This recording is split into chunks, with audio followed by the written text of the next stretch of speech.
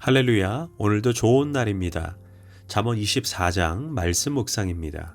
오늘은 지혜로 인생의 집을 세우라 라는 제목으로 말씀을 나누도록 하겠습니다. 잠언 24장에서 인생을 가리켜 집을 짓는 과정이라고 설명합니다. 2절에서 집은 지혜로 말미암아 건축되고 명철로 말미암아 견고하게 된다라고 말합니다. 우리가 인생의 집을 지을 때 내게 주어진 시간에 최선을 다해야 합니다. 그러나 결국 인생의 집을 세우시는 분은 하나님이심을 기억해야 합니다. 시편 127편 1절은 하나님께서 집을 세우지 아니하면 세우는 자의 수고가 헛되다라고 말씀했습니다. 그래서 우리는 최선을 다하되 하나님의 손에 우리의 인생을 맡겨야 합니다. 그럼 어떻게 해야 인생이라는 집을 잘 세울 수 있을까요?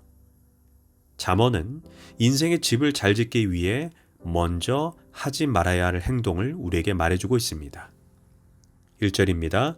너는 악인의 형통을 부러워하지 말며 그와 함께 있으려고 하지도 말지어다.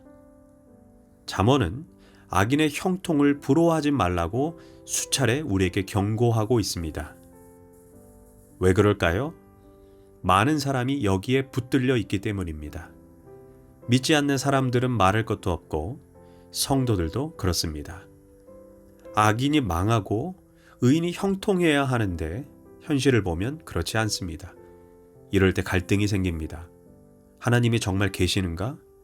하나님이 나를 알고 계시기는 하는가? 정말 하나님의 말씀이 맞는가? 회의가 들기도 합니다. 그런데 신앙인들이 놓치지 말아야 하는 부분이 있습니다. 하나님 없는 사람의 최고 소원이 자기의 소원이 그대로 이루어지는 것, 곧 그것이 형통입니다.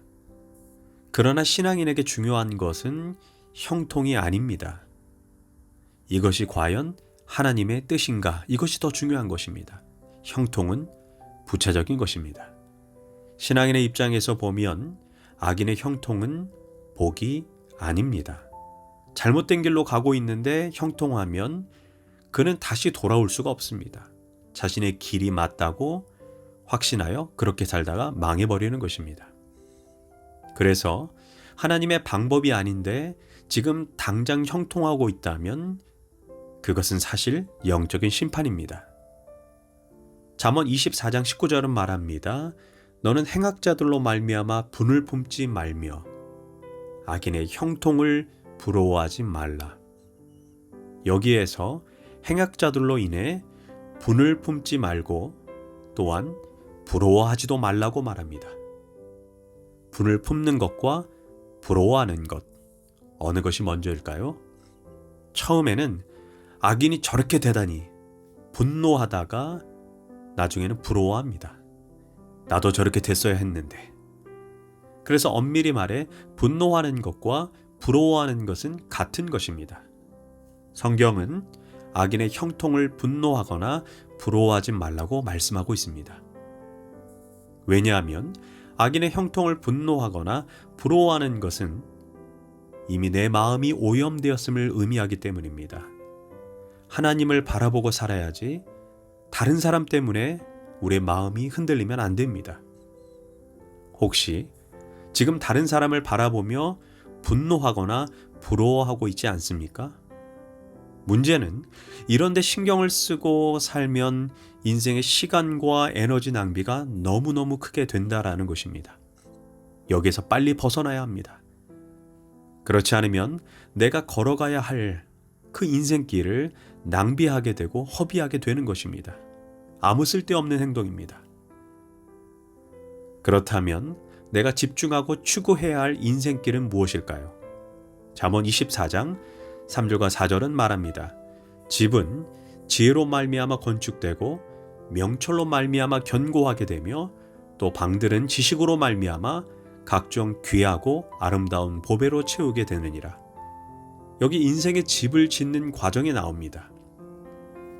지혜로 집을 짓고 명철로 그 집을 견고하게 하며 지식으로 방들을 꾸밉니다. 살아가면서 추구해야 할 것이 많지만 지혜, 명철, 지식 세 가지가 가장 중요하다는 것입니다. 첫째, 지식은 무엇일까요? 지금까지 배우고 깨닫고 알게 된 것들을 모으면 지식이 됩니다. 그래서 사실 지식은 과거에 속한 것입니다. 지식은 좋은 것이고 유익하지만 인생은 지식만으로는 안 됩니다. 지식은 집을 건축하는 데 있어 핵심은 아닙니다.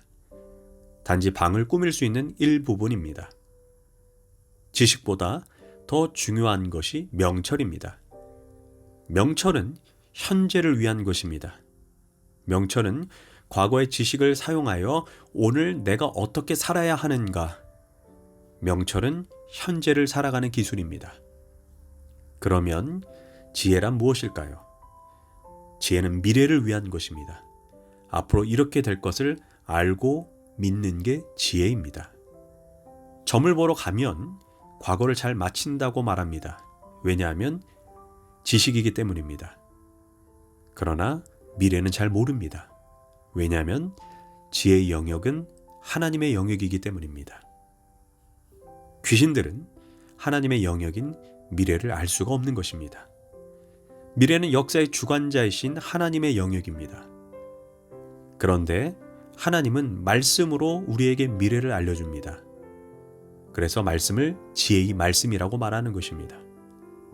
그래서 우리 인생의 집을 잘 건축하기 위해 지혜의 말씀인 하나님의 말씀 토대 위에 집을 세워야 합니다. 우리가 1절의 근거에서 보면 악인의 형통은 엄연한 현실입니다. 그러나 하나님의 말씀인 지혜의 입장에서 보면 그의 미래는 반드시 망할 것입니다. 이것을 아는 것이 지혜입니다. 그래서 지혜를 가질 때 우리는 불의한 현실에 흔들리지 않습니다. 아무리 악인이 자신의 깨와 지식으로 형통한다 해도 그러나 지혜는 결국 그들이 망한다는 것을 알기에 흔들리지 않게 합니다. 이것을 깨닫게 되면 엄청난 지혜를 갖게 되는 것입니다. 인생을 살다 보면 주님, 나의 삶은 왜 이런가요? 라고 질문하고 탄식할 수 있습니다. 그러나 이것은 과거에 붙들린 것입니다. 하나님, 저는 이것이 전부가 아님을 믿습니다. 지금 제 눈에는 이것밖에 안 보여서 마음이 어렵지만 하나님은 성실하게 정직하게 살면 분명 저에게 아름다운 미래를 허락해 주실 줄 믿습니다. 이렇게 미래를 바라보고 신뢰하는 지혜가 있어야 합니다. 그럴 때 미래를 향해 나갈 수 있습니다. 그래서 지식, 명철, 지혜 모두 필요하지만 3절과 4절의 말씀에 근거하여 지혜가 가장 중요하고 지혜가 근본이 되는 것입니다. 지혜가 있어야 집을 건축할 수 있다고 성경은 말합니다. 그래서 우리는 인생을 살면서 하나님의 말씀의 토대 위에 지혜를 구하고 지혜를 갈망하고 지혜를 추구해야 합니다. 그럴 때 우리의 눈이 현실에 안주하지 않고 우리가 미래로 나아갈 수 있으며 우리의 닫힌 눈, 은폐된 눈이 열려 본질을 볼 수 있게 되는 것입니다. 그렇다면 인생의 집을 잘 짓기 위해 우리가 마지막으로 해야 될 일은 무엇일까요? 즉, 성공의 목적은 무엇이며 왜 잘 살고 힘을 가져야 할까요? 잠언 24장 11절은 말합니다. 너는 사망으로 끌려가는 자를 건져주며 사륙을 당하게 된 자를 구원하지 아니하려고 하지 말라. 그 대답은 선한 일을 위해서, 약한 사람들을 위해서 그들을 돕고 섬기기 위함입니다. 높은 곳에 있는 물이 낮은 곳으로 흐르지 않으면 조금 있으면 물이 고이고 썩게 됩니다. 생명을 가지려면 계속 흘러야 합니다. 로마서 15장 1절은 믿음이 강한 우리는 마땅히 믿음이 약한 자의 약점을 담당하라고 말해주고 있습니다. 이 말인즉 연약한 자의 약점을 자신의 약점으로 알고 담당하고 품어주라는 것입니다. 우리는 노블레스 오블리주라는 말을 잊지 말아야 합니다. 이는 많이 가진 자가 그만큼 책임이 있다는 것입니다. 왜 하나님이 물질을 주고 건강을 주고 능력을 주셨습니까? 하나님의 손과 발이 되어 내 주변의 연약한 자를 도와주고 섬기라고 주신 것입니다. 우린 이 사실을 잊지 않아야 인생을 지혜 위에 견고하게 세우게 될 것입니다. 기도하겠습니다. 하나님, 인생이라는 집을 성실하게 짓되 악인의 형통을 부러워하지 말고 말씀의 토대 위에 인생을 세우게 하소서. 또한 우리 주변에 가난하고 연약한 자들을 우리가 돌봐주고 섬기라는 주님의 명령을 잊지 않기를 원합니다. 예수님의 이름으로 기도합니다. 아멘.